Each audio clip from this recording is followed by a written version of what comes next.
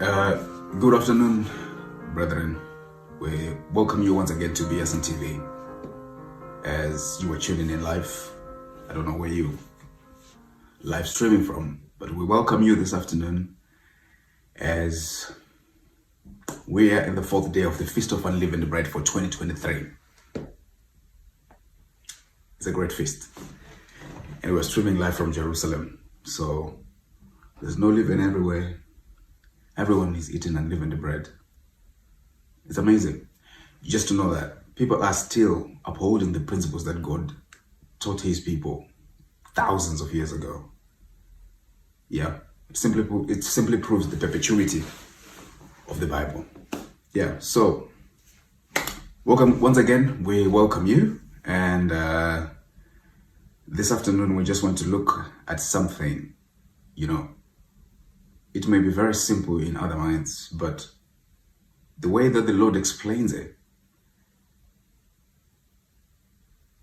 it's thought-provoking. That's the best way to put it. I was looking for the word, sorry. So it's very thought-provoking, and without wasting much time, we want to look at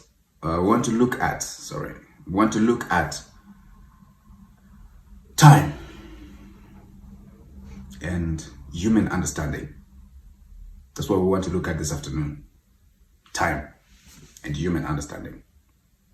So our opening verse is Jeremiah chapter 8, on the 7th verse. That's where we're going to start. So we're going to read verse 7 through 9.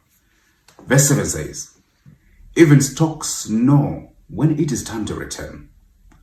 Doves, swallows, and thrushes know when it is time to migrate. But my people, you do not know the laws by which I rule you." This is Good News Version. Verse 8 goes on to say, "How can you say that you are wise and that you know my laws? Look, the laws have been changed by dishonest scribes." Listen to this. The laws have been changed by dishonest scribes. Verse 9, "Your wise men are put to shame. They are confused and trapped. They have rejected my words.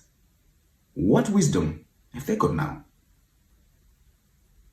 When God was uttering these words through Jeremiah,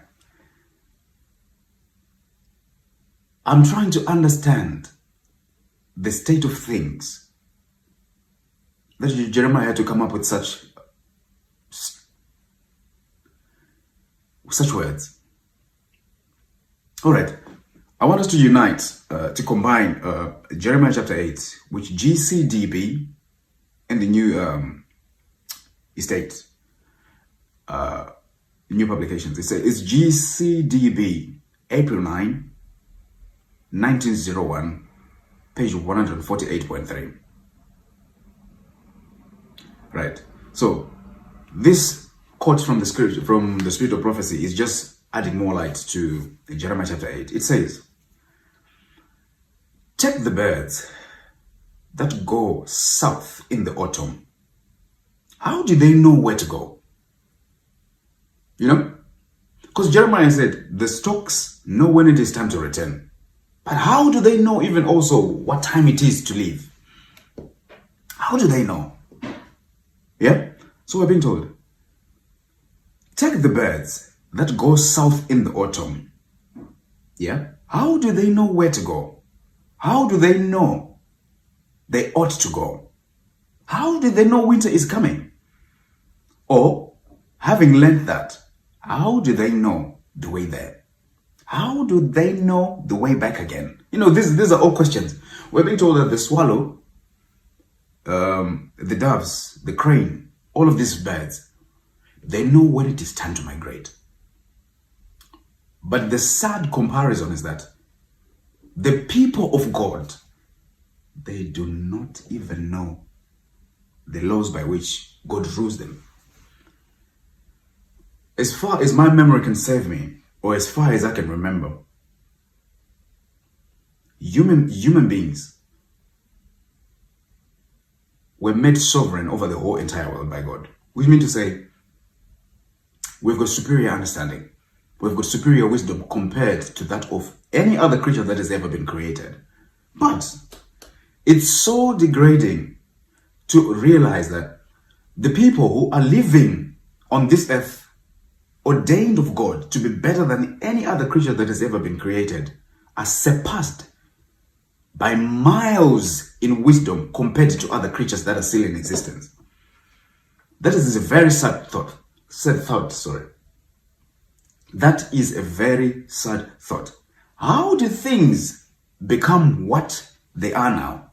We're going to find out. All right, let's proceed with GCDB, April 9, 1901, page 148, third paragraph still.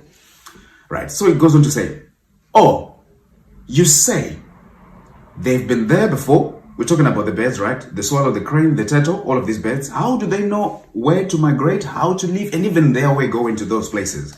So you say, they've been there before. And those that have been there before, leave the others. You know, that is the most logical way of explaining this. You say, oh, no, of course, yeah, the mother crane, the mother turtle, they've been there before. So, of course, they're going to lead the way for the others to follow. Because you always see them, like the birds when they're flying, leaving. There's like, yeah, they've got an order, a certain order that they live. There's one that is leading them, or there's a few that is ahead of them. But we're going to find out how does this actually work. So, you say they've been there before, and those that have been there before lead the others. But, mind you, learn this. Every year, the birds that fly south are the young birds. Bingo. That's where it's interesting. All the birds that fly every year,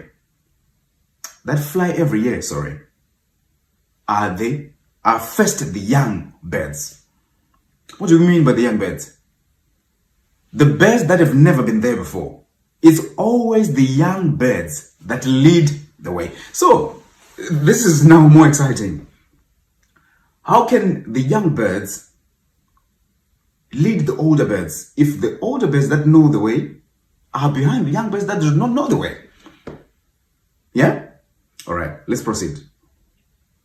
The birds that are born this year will next autumn fly south before the old birds start.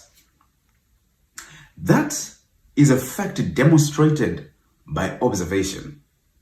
Even if you watch everything on Geographic or National Geography and whatever, and all these animal channels, you will understand that all these birds is the young ones that fly first before the older ones do. But how do the young ones know the way to where summer is and running away from winter? How do they even know all these things? You know, the wisdom of God is unfathomable. We try as much as we can to understand even the little bit of it, but we are far from it. But what is breaking my heart as I am going through this, or as I went through this, is all nature is in tune with the laws of heaven. All nature, everything that has ever been created by the hand of Almighty God, is in tune with His laws. It's compliant to those laws, except for humanity. How do we then say we are wise if we do not know the laws by which the Lord rules us? Do you see where I'm coming from, brethren? Do you see the point what I'm trying to strike? All right, let's proceed. All right. So, how do they know where to go? Who taught these young birds? You can answer and say, oh, that is their nature. They just know. Okay. The scripture says, where did they learn the law? These are young birds. They were just born this autumn and they're flying. Yeah? They're flying already to go to a different place, different country, different climate. What kind of law what kind of law have they learnt to instruct them in this particular way? Where is the bird's law book? Where are their charts and compasses so that they know the way to get there? How do they know this is 45 degrees southeast? That's where the winter is, or that's where the summer is, or that's where the spring and the autumn is. How do they know?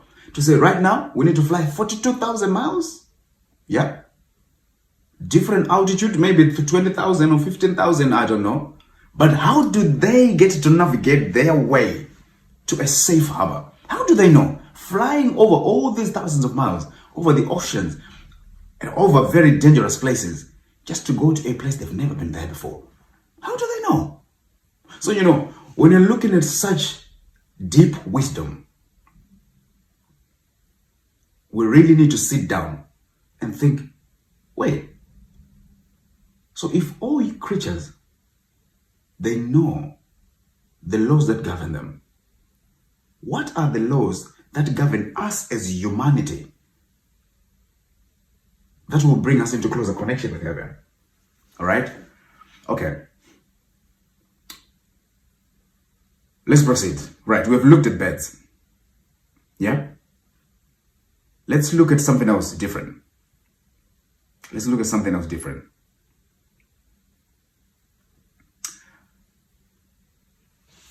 The same book, GCDB, April 9, 1901, page 147.4. It goes on to say, let us suppose now we have a plant. You have all seen plants, so you can picture them before your eyes. This plant grows toward the light. Yeah? So initially, we talked about beds, right? We talked about beds. How do they know all these things? Now, we want to look at another illustration or at another example explaining the wisdom of God and how all nature is in tune with his laws. Right, let's go into this book. It says, this plant grows towards the light. It grows toward the moisture, sending its roots down and down until they find moisture. Do you see? So a plant has been planted here.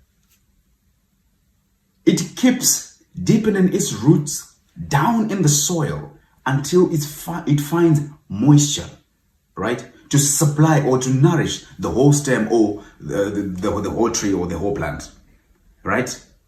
If there is a spring on one side of the tree, the leaves will go directly toward that water. Did you know that? I'm sure you did, right? If you go maybe like to brooks and springs and all of them small little rivers and them things, you will see that plants overshadow the river. They grow like this, they make a ball like this, and the water is underneath and they go like this. Why do they do that? Why can they not grow outward instead of inwards? How do they do that? And why do they do that? Right? So this is the simple fact that we're being told here, that if there is a spring of water on one side of the tree, the leaves will go directly towards the water. They always do that. Here is a climbing plant, right? It stands alone and it seems scarcely to know what to do. So now we're talking about, previously we were just talking about many trees, but now we're talking about in the sense of, let's say there's one particular tree. One particular tree. It stands alone and it seems scarcely to know what to do. It is in no other plant to copy, but we want to know how is it going to know what to do in any situation? Right. So this is what we do normally. So stretch a string a little way from it.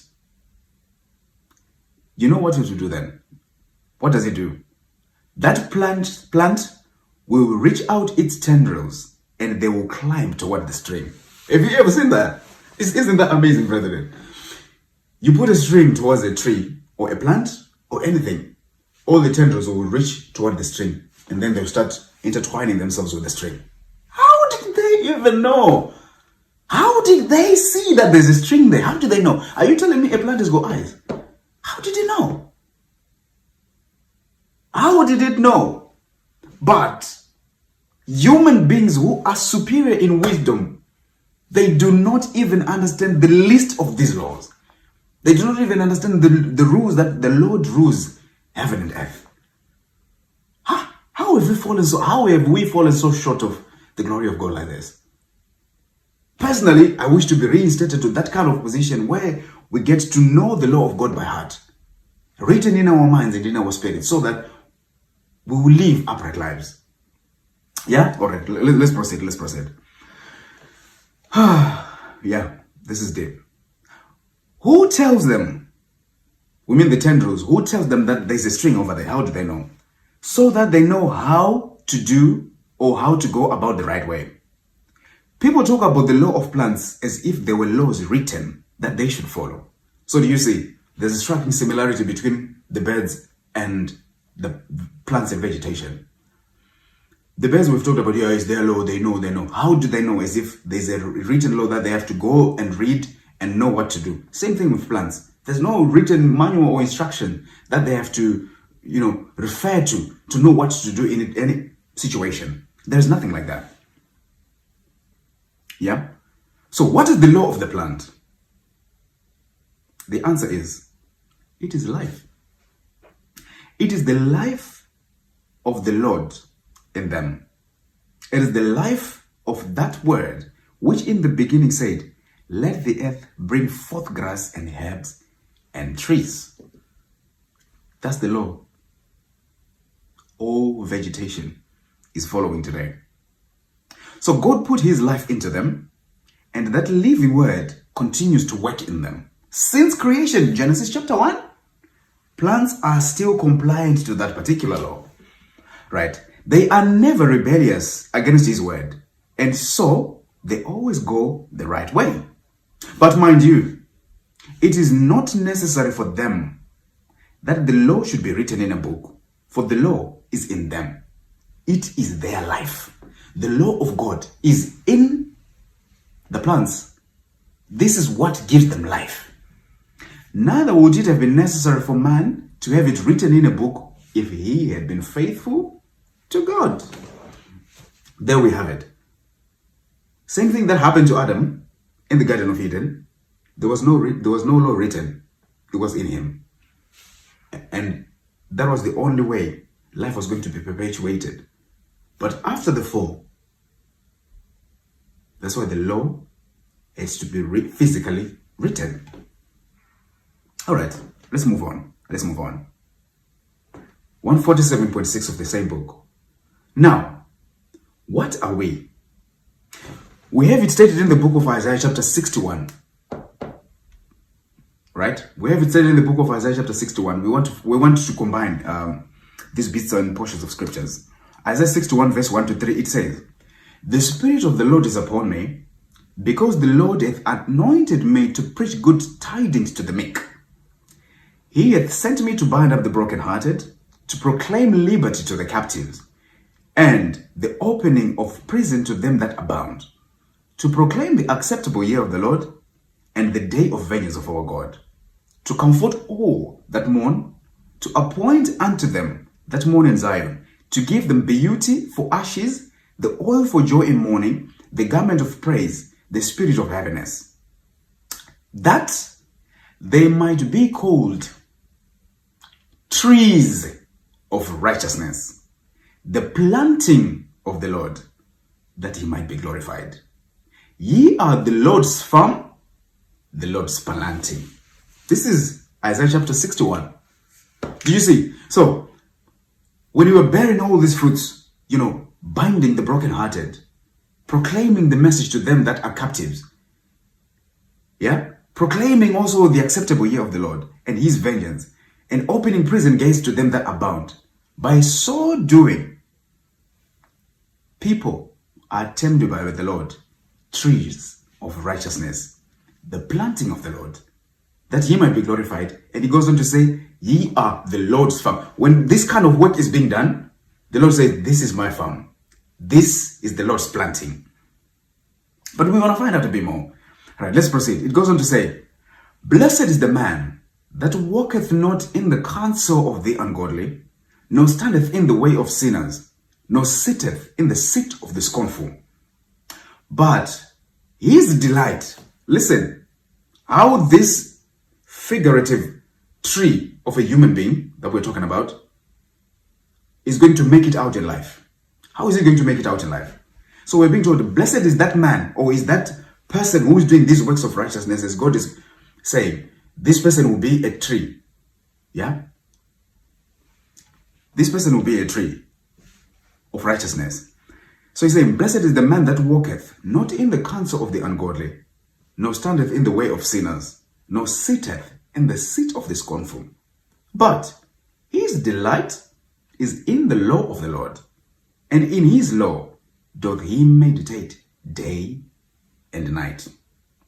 Wait for the interesting part. A person who does this, meditating on the law of the Lord day and night. It says, and he shall be a tree planted by the rivers of water, that bringeth forth his fruits in season. His leaf also shall not wither, and whatsoever he doeth shall prosper.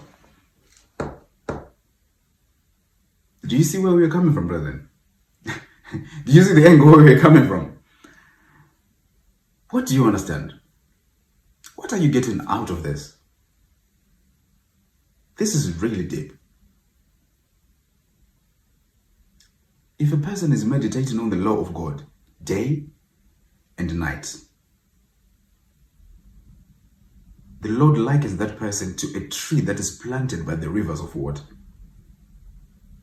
and that he will bring forth fruits in his season, and his leaves shall not wither, and whatsoever that person does shall prosper. So this person lives according to the laws of the Lord. Everything he does, penetrating all the way to the intents and even the motives of the actions. The law of the Lord is supreme to this kind of an individual. Yeah? All right, let's proceed. So, there is then one law for all the universe, and that is the law of God, which is God's life.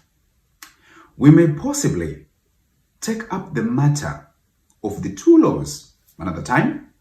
The life of the Lord is the law for all creation. The life of God is the law for all creation. And the plants and the animals follow that law. Not because they know how to read, not because there is a law book which they consult to find out how they should grow. No, the life of the Lord is in them, and that is their law. So the life of God that he breathed into them when he created them, yeah, is the law. They are compliant to that. What about us humanity now? Let's go on. Let's unite with, let's bring another scripture actually here. Romans 11, Isaiah 11, sorry, not Romans. Isaiah 11 verse 1 to 3. This is a very familiar verse, but I want us to look at it differently. Isaiah chapter 11 verse 1 to 3, it says, there shall come forth a rod out of the stem of Jesse, and a branch shall grow up out of his roots. And the Spirit of the Lord shall rest upon him, and the Spirit of wisdom and understanding, and the Spirit of counsel and might, the Spirit of knowledge and the fear of the Lord. And he shall make him of quick understanding in the fear of the Lord. You remember? You know this prophecy very well, don't you? We know it very well. But there's something which is very interesting. This whole prophecy,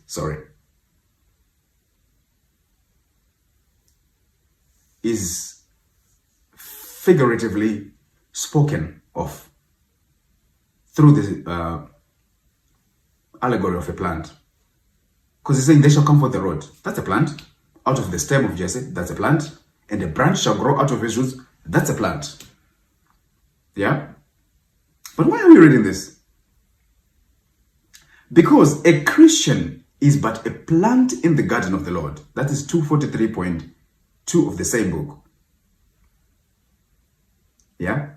A Christian is but a plant in the garden of the Lord. And spiritual plants, like any other plants, need plenty of water, good soil, and sunlight. Yeah?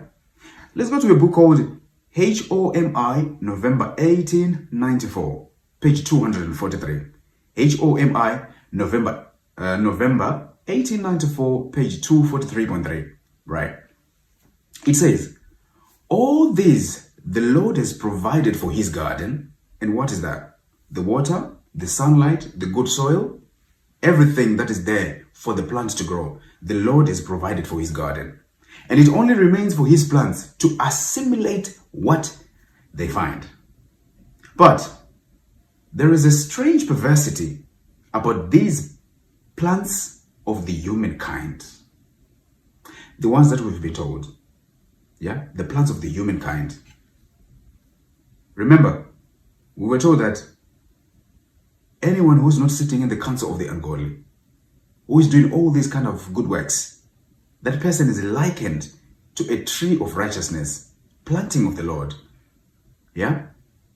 The Lord's farm and the Lord's planting. But when it comes to human plants, it's not all of them that are good.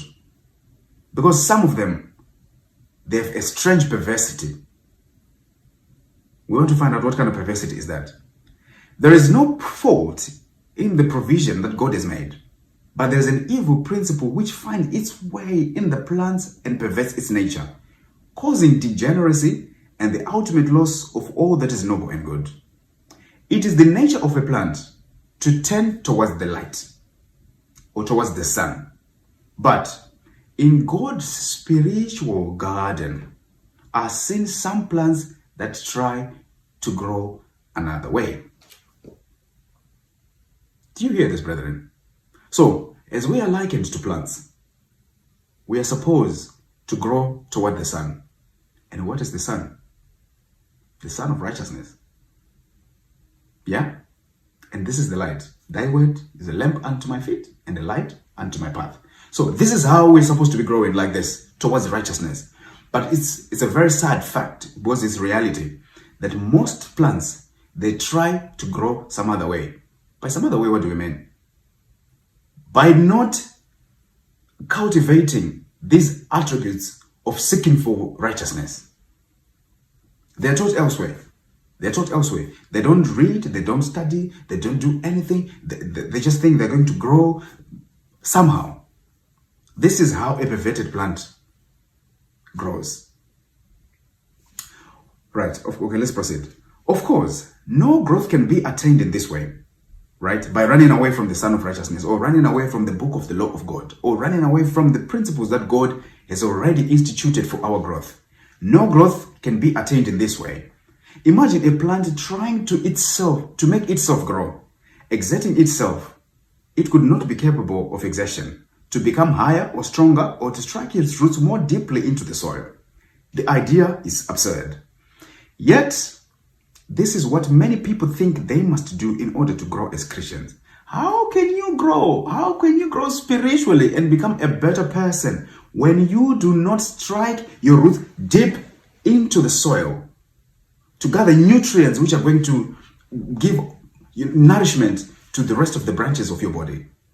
How are you going to be knowledgeable when it comes to the things of God if you do not study the Bible, you do not study the spirit of prophecy, you do not diligently even do anything, to cultivate your own spiritual life? How is it so?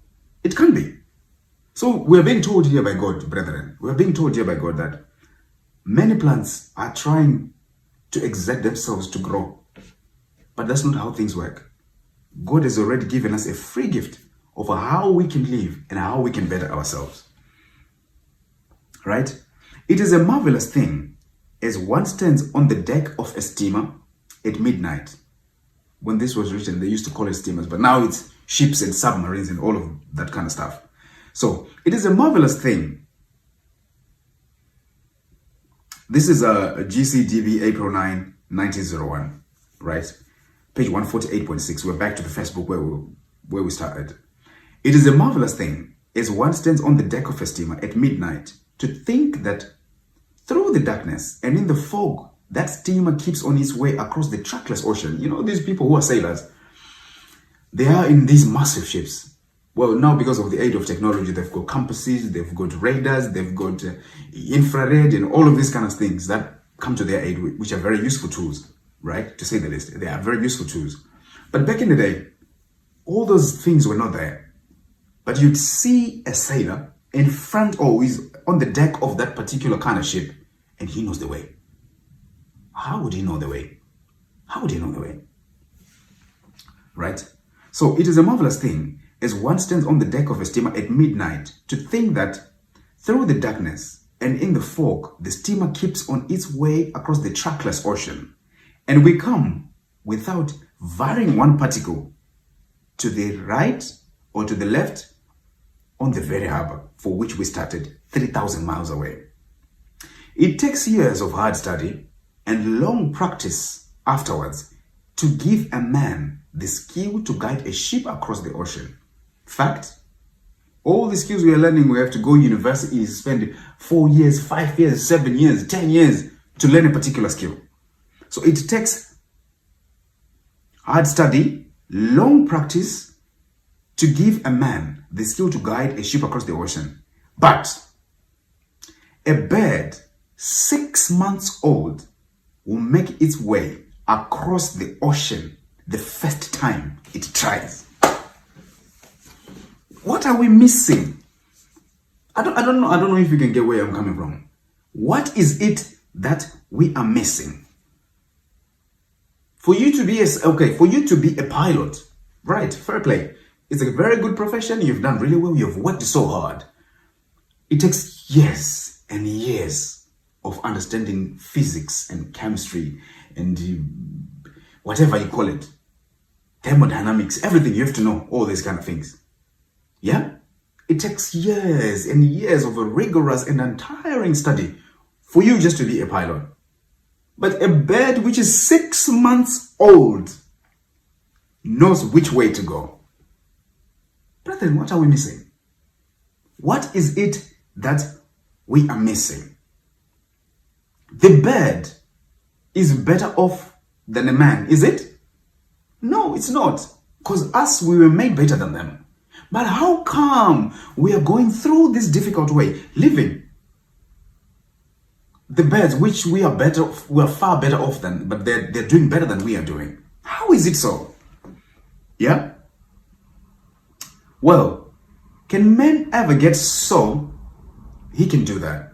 Yes, when he gets the instincts of a bird. But to as much greater extent, however, than the bird has it. Okay, let me jump over to the other one. It says, if a man can ever get so he can do that, can we come to a point where we are able to do all these things, effortlessly?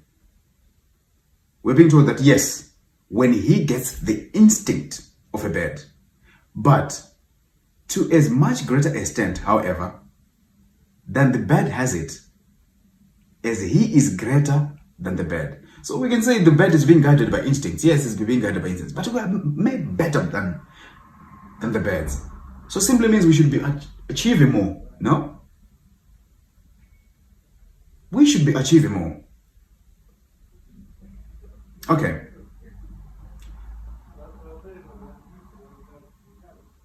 So since we are better than birds, then will he be of quick understanding in the fear of the Lord, and he will know what to do for the first time, although he has never done it before. Because God in him will do that. He will understand righteousness and judgment and equity and every good path. This is Proverbs chapter 2 verse 9, right? Before we close, so you know that in the new heavens and the new earth, from one Sabbath to another, and from one new moon to another, all flesh shall appear before the Lord to worship. They will go to Jerusalem from the uttermost parts of the earth, and they will have no chart or compass to guide them. But every person, wherever they may be, would go directly to the place. Tell me, the angels that excel in strength, do they have a compass? Do they need a compass to actually come to our houses, to our gatherings, to where we are? They don't. Why? It's because they're compliant to the law of the Lord. And when the law of the Lord is in us, we may learn these things. We may know them, for we are better than the plants and the animal creation. But this is what pains me. So how can we say we are wise and the law of the Lord is with us when the birds are doing better than us? The birds, they know when it is winter time, when it is summertime, when it is springtime, when what time it is for them to go back or to go forward. They know all these things. But how can we not know the laws that the Lord governs us? Right now is the feast of unleavened bread. Where are the people of the Lord? Where are the people who proclaim his name? Do they know anything about it? They don't. So do you see the comparison? Why God is saying the animal creation and all the plant and the vegetation creation, they understand the laws of the Lord better than human beings. And yet, we are far better than them. How then are we going to excel in all our endeavors in life? How then are we going to be trees planting righteousness? How are we going to be savers of life unto life? How are we going to do that? We can't do that. Only if we go back to the old parts and ask the old parts, where is the good way? This is what we are told in the scriptures. Go back to the old parts and ask, where is the good way that we may walk therein? And that is the only way we're going to find rest for our souls. But the prophet goes on to say, but you say, nay, you're not going to walk therein. But that is the only way we're going to know the ways of the Lord. So, brethren, it's just a gem thought I thought we could share this afternoon on the feast of Passover like this. This is the best time to reflect on all our conduct. The birds should not surpass us. We are superior to them, to the whole animal creation. Worse off, we're told about plants. The plant will turn its tendrils towards where the string is, but it has no eyes, it has no ears, and it has no understanding. But it knows where to go, what to do, how to behave. And yet we are human beings. We are far, far, far, far, far better than them. That's why there's never going to be an excuse. We need to do better. I think it's high time for us to pull up our stockings. It's high time for us to make all the effort to make sure we rectify our ways and be a people whom God will impart knowledge to. People who are there in seasons. Like now, after we complete the Feast of Unleavened Bread, Feast of Pentecost is coming. And then the Feast of Tabernacles is coming. Feast of Trumpets. All these feasts are coming. Can we not align ourselves with the God of the universe so that his life will be in us, and that will be our law of life. And we shall know how to yield fruits in our seasons.